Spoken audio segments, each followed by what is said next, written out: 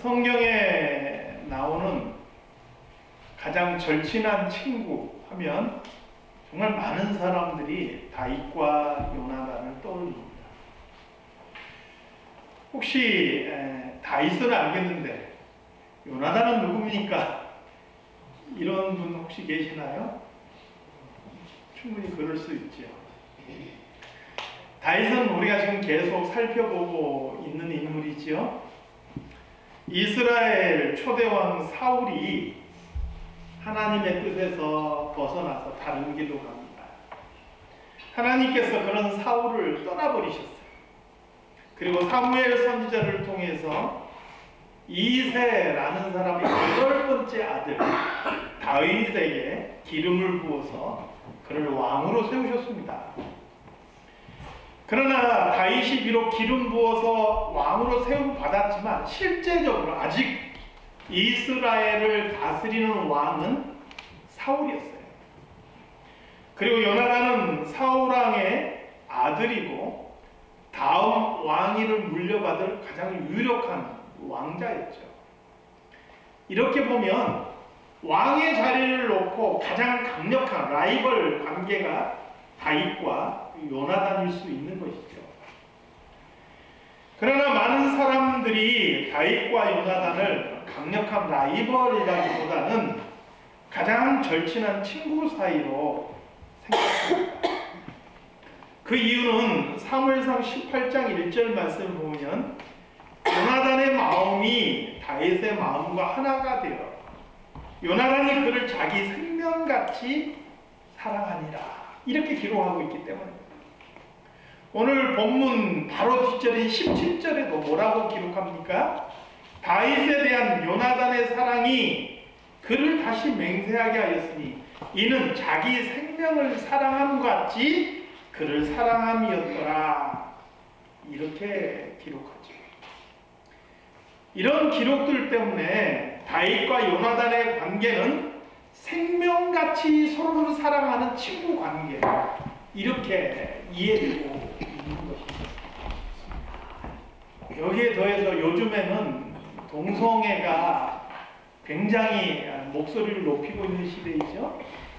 그러다 보니까 동성애주의자들은 바로 이 부분을 사랑한다라는 부분을 그냥 문자 그대로 해요. 그래서 다윗과 요나단이 동성애 관계가 있다. 성경도 동성애를 지지한다. 이런 주장을 펼치기도 합니다.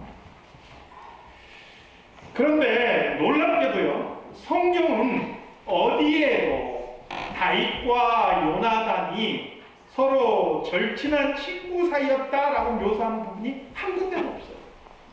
그들이 서로 생명같이 사랑하는 친구였더라. 그들의 우정이 특별했다. 그들의 우정을 사람들이 특이하게 여겼더라. 뭐 이런 기록이 아무데도 없는 거예요. 더군다나 성경은 절대 동성애를 지지하지 않습니다. 과연 성경이 다윗과 요나단의 특별한 우정을 소개하기 위해서 이 본문을 기록했겠느냐 하는 거예요. 사실 요나단은요 사울 왕의 아들이지만 굉장히 훌륭한 믿음의 소유자였어요. 사무엘상 14장에 보면 아버지 사울이 블레셋의 군대와 싸울 때요 이 골리앗 때뿐만 아니라 이미 그 이전부터 그런 거예요. 블레셋 군대가 너무 많은 거예요. 그러니까 싸울 의지를 잃어버렸죠. 몇 날 며칠이 돼도 싸울 생각을 안 하고 집만 치고 있는 거예요. 그래서 이 요나단은 병기를 든 자기의 병기 든 자와 함께 그 홀로 블레셋 군대를 향해서 돌격하는 것을 보게 돼요. 이런 요나단의 모습에 블레셋 사람들은 놀라서 흩어지고요. 이스라엘 군대는 힘을 얻어서 그 전쟁에서 승리하게 됩니다. 요나단은 왕은 무엇을 해야 되는지 분명히 알고 있었어요. 자, 지금까지 왕이 뭘 해야 된다 제가 두 가지를 계속 강조했죠. 첫 번째는 뭐예요? 재판을 잘해야 돼요. 그래서 악을 벌하고 선을 세워야 돼요. 이게 왕이 해야 되는데. 두 번째는 뭐예요? 적으로부터 나라와 백성을 지키는데 앞장서야 돼요. 그런데 사울은 지금 그것을 잃어버리고 있는 거죠. 반면에 요나단은 그것을 분명히 알고 있었어요. 그래서 자기의 생명을 걸고 아버지 대신 나아가서 블레셋과 싸운 거예요. 오늘 본문을 잘 이해하기 위해서도 우리는 본문 이전에 일어난 두 가지 사건을 다시 살펴볼 필요가 있습니다. 첫 번째 사건은 하나님께서 사울을 떠나시고 악령이 사울에게 깃들었다 하는 거예요. 왕은 하나님께서 세우셔서 하나님의 뜻을 그 나라에 실현시키는 사람이에요. 그러니까 왕에게는 하나님이 늘 함께 계시는 거죠. 그런 왕에게 악령이 깃들었다라는 것이 무엇을 의미합니까? 하나님께서 그 왕을 버리셨다라는 것을 보여주는 거예요. 누구보다도 아버지 사울을 옆에서 아버지의 그 악령이 깃든 그 모습을 본 요나단이 이것을 몰랐을 리가 없는 거예요. 아, 하나님께서 우리 아버지를 버리셨구나. 두 번째 우리가 볼 사건은 뭐냐면 다윗과 골리앗의 싸움입니다. 이전에 요나단 자신도 홀로 블레셋에 돌격했던 것과 같은 비슷한 일이 이 전쟁에서 일어난 것이죠. 골리앗에 대한 두려움 때문에 사울왕도 이스라엘의 그 어떤 용사도 골리앗과 싸우려고 하지 않습니다. 물론 여기에는 요나단도 포함이 돼요. 그런데 바로 이 골리앗과 싸우기 위해서 앞장서 나선 사람이 있어요. 그 사람이 누구였습니까? 바로 다윗이었죠. 그는 그가 선언한 대로 하나님의 이름으로 골리앗을 단번에 물리치고 승리를 가져옵니다. 이게 바로 왕의 모습인 거예요.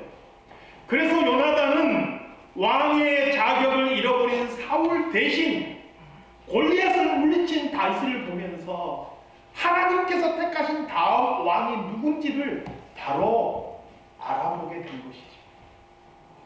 다윗과 골리앗의 싸움은 단순하게 전쟁에서 이스라엘이 승리했다라는 것이 아니라 온 이스라엘 앞에 사울의 뒤를 이어서 다음 이스라엘의 왕이 누군지를 하나님께서 보여준 사건입니다.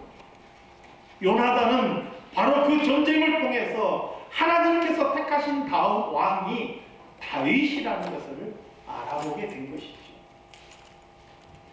골리앗을 물리치고 돌아온 다윗, 사울왕에게 보고가 끝나자마자 요나단은 바로 다윗을 만납니다.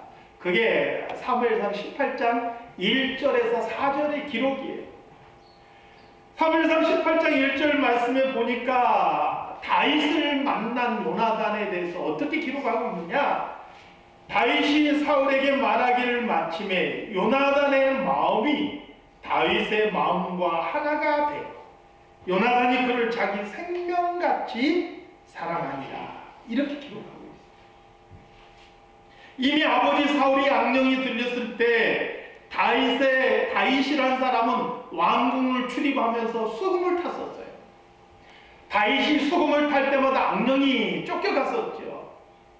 아들인 요나단이 그런 상황을 모를 리가 없었고 아버지가 문제가 생길 때마다 와서 수금을 탄 다윗을 모를 리가 없었어요. 그런데 새삼스럽게 골리앗과 싸우고 돌아온 다윗을 보면서 요나단이 다윗을 자기 생명같이 사랑했다라고 표현하고 있는 거예요. 왜 그렇습니까? 그것은 친구 사이의 우정이 아니고요. 당시 사회에서는 왕의 신하가 왕에게 자기의 충성을 서약할 때 나는 왕을 내 생명같이 사랑합니다. 이렇게 표현했다. 다시 말씀드리면 요나단은 지금 다윗을 자기 생명같이 사랑했다라는 것은 뭐냐면 다윗이 지금 골리앗과 싸우고 승리한 모습을 보면서 그가 하나님께서 택하신 왕임을 알아보고 바로 그에게 찾아가서 당신은 나의 왕이십니다라고 충성을 서약하고 있다 하는 거예요. 사무엘상 사무엘상 18장 4절 말씀에 보니까요, 요나단이 자기가 입었던 겉옷을 벗어 다윗에게 주었고 자기의 군복과 칼과 띠도 그리하였더라, 이렇게 기록하죠. 이것도 많은 사람들이 우정의 징표로 준 것이다, 이렇게 이해를 많이 하죠. 그런데 우정의 징표가 아닙니다. 당시 사회에서는 무력이 약한 사람, 무력이 강한 사람에게 자기의 무기를 들려주는 그런 관습입니다. 적이 오는데 무기를 싸움을 잘 못하는 사람이 무기를 들고 있어봐야 그건 의미가 없는 거예요. 더 강한 자에게 무기를 들려줘야만이 그 싸움에서 이길 수 있는 거예요. 그래서 더 강한 자에게 무기를 들려주는 게 관습입니다. 그리고 그것은 곧 충성을 서약하는 관례로 굳어진 것이죠. 그러니까 요나단이 다윗에게 자기의 활과 군복을 다 벗어서 주었다라는 것은 당신이야말로 이 나라를 지킬 왕으로 세워진 사람입니다, 이것을 인정하는 행위라는 거예요. 결국 요나단은요, 골리앗 사건을 통해서 다윗이야말로 하나님의 택하신 왕이라는 것을 깨닫고 그는 자신의 충성을 그 앞에서 서약한 것입니다. 이것은 정말 대단한 일이죠. 어쩌면요, 자신이 왕이 될 수 있는 거잖아요. 왕의 아들이에요. 왕이 될 수 있는 가장 유력한 사람이에요. 그래서 내가 아닌 다윗이 왕이 된다라는 걸 깨달았을 때 억울할 수 있고 분할 수 있고 질투가 날 수 있잖아요. 내가 왕자인데 저 목동이 왕이 된다, 이거 말이 안 되는 거잖아요. 그런데도 요나단이라는 사람은요, 내 아버지가 왕인데 내가 왕자인데 이런 자신의 관계나 자신의 위치보다 더 중요하게 여기는 게 있었어요. 그게 뭡니까? 바로 하나님의 뜻이 무엇이냐 하는 거예요. 그리고 하나님의 뜻이 다윗에게 있는 것을 확인한 순간 그는 자신의 신분, 자신의 관계, 자신의 기득권, 그 모든 것을 내려놓고 즉각적으로 하나님의 뜻을 순종하는 거예요. 다윗에게 이 모습은요, 요나단이라는 사람이 제대로 된 신자라는 것을 보여줍니다. 그의 신앙이 제대로 되었다, 진실되었다라는 것을 보여주는 상징입니다. 오늘 본문도요, 우리가 읽은 본문도 바로 그 연장선에서 살펴봐야 되는 거예요. 이 본문의 상황은 어떤 상황이냐? 이스라엘의 왕인 사울이 다윗을 죽이려고 하는 상황입니다. 이미 그런 시도들이 몇 번 있었어요. 다윗의 목숨은 풍전등화 같습니다. 그런데 오늘 본문에서 요나단은 다윗을 돕는 데 최선을 다할 것을 약속하면서 다윗에게 언약 맺기를 요청하는 거예요. 약속해 다오. 너는 이것을 약속해 다오. 두 가지를 약속해 주기를 요청하고 있는 거예요. 그 내용이 무엇입니까? 첫 번째는 14절 말씀에 보니까 너는 내가 사는 날 동안에 여호와의 인자하심을 내게 베풀어서 나를 죽지 않게 하라. 말이 안 되는 내용 같아요. 지금 거꾸로 다윗이 이것을 부탁해야 될 것 같아요. 다윗은 지금 도망치는 신세잖아요. 죽음이 코앞에까지 와 있잖아요. 그런데 요나단은 왕에게 쫓겨서 생명이 위태로운 다윗에게 오히려 뭐라고 말하고 있어요? 나에게 인자를 베풀어서 나 죽지 않게 해줘. 이렇게 부탁하고 있는 거예요. 두 번째 부탁은 무엇입니까? 두 번째 부탁은 바로 인자를 베풀어서 자기 후손들에게도 자비를 베풀어 달라 하는 거예요. 지금 요나단이 이렇게 말하는 것은 다윗이 비록 위험한 상황에 처했지만 그가 결코 죽지 않으리라고 확신하고 있는 거예요. 왜요? 그는 하나님께서 택하는 왕이잖아요. 그래서 지금 위기지만 죽지 않으리라라는 것을 확신하고 있는 거예요.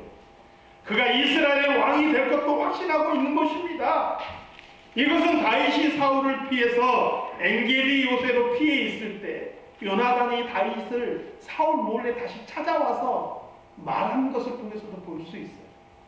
사무엘상 23장 17절 말씀에 보니까요, 요나단이 다윗에게 말하기를 두려워 말라. 내 아버지의 손이 너를 찾아내지 못하리라. 내가 이스라엘을 다스리는 왕이 될 것이요 나는 내 다음이 되리라. 내 아버지 사울도 그것을 아느니라. 실제로요, 사무엘상 24장에 보니까 사울이 가끔 제정신이 돌아올 때가 있어요. 다윗에 대한 미움과 분노로 막 정신이 막 돌아 있다가도 가끔 제정신이 돌아올 때가 있어요. 그 언제냐면 다윗이 사울을 죽일 수 있는데도 죽이지 않고 살려주었을 때, 그 순간에 제정신이 잠깐 돌아와요. 그리고 제정신이 돌아왔을 때 뭐라고 고백합니까? 보라, 나는 내가 반드시 왕이 될 것을 알고 이스라엘 나라가 내 손에 견고히 설 것을 아노니. 그러면서 사울도요, 자기 후대에게 인자를 베풀어 줄 것을 요청합니다. 마찬가지로 요나단은 오히려 다윗에게 자신의 생명과 자기 후대의 생명에 대해서 자비를 베풀어 줄 것을 요청하고 있는 것이죠. 이 두 가지 내용으로 요나단은 다윗과 언약을 맺고 있습니다. 이것은 다윗의 상황과 형편에 관계없이 요나단은 다윗이 하나님께서 세우신 왕이기 때문에 그가 결코 죽지 않으리라 확신한 겁니다. 그래서 오히려 왕으로서 다윗에게 자신의 충성을 서약하면서 자신과 자신의 집안에 대해서 인자를 구하고 있는 모습을 보게 되는 것이죠. 그리고 그는 어떤 이해관계를 떠나서 다윗에게 충성을 서약하고 그에게 자기 생명과 같은 사랑을 충성의 서약으로 바치는 것이죠. 이것은 요나단이 하나님을 사랑하는 방법이기도 한 것입니다. 그리고요, 우리는 이 요나단의 모습을 통해서 중요한 사실을 깨닫게 돼요. 저는 몇 주간 다윗을 살펴보면서 다윗이 누구의 그림자라 그랬어요? 예수 그리스도의 그림자라 그래요.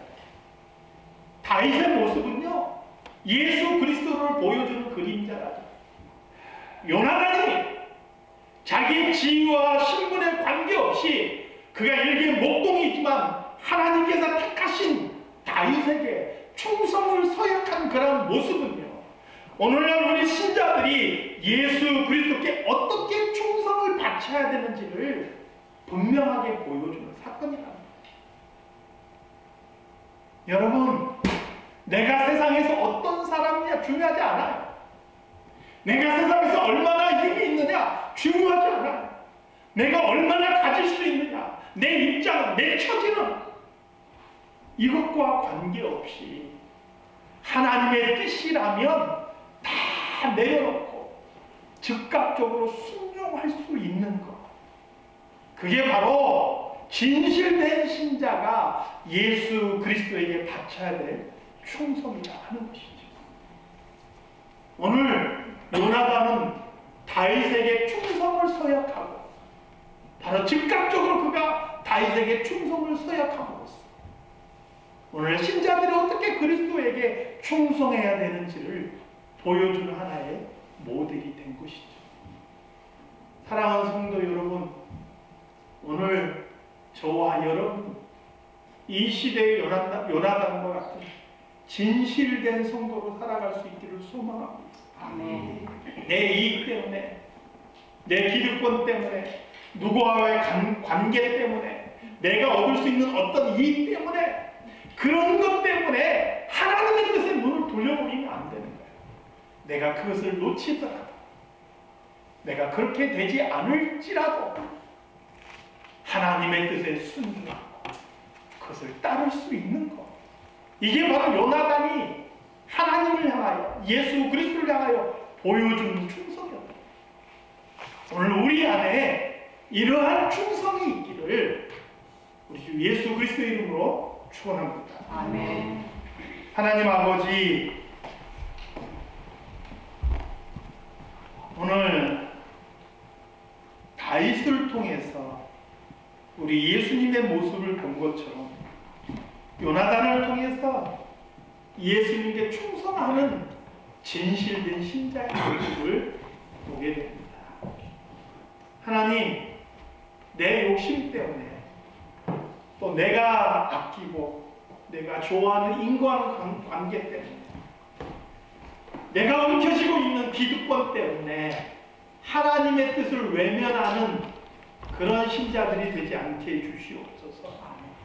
때로는 괴롭고 때로는 손해가 오고 때로는 힘이 들지라도 하나님의 뜻이라도 하나님의 말씀을 이루어가는 것이라면 즉각적으로 순종하는 충성된 성도들이 되게 하여 주시옵소서. 우리 삶 속에서 하나님의 말씀을 보며 하나님의 말씀 가운데 서서 하나님의 말씀과 더불어 행할 수 있는 귀한 성도들이 되게 하여 주시옵소서.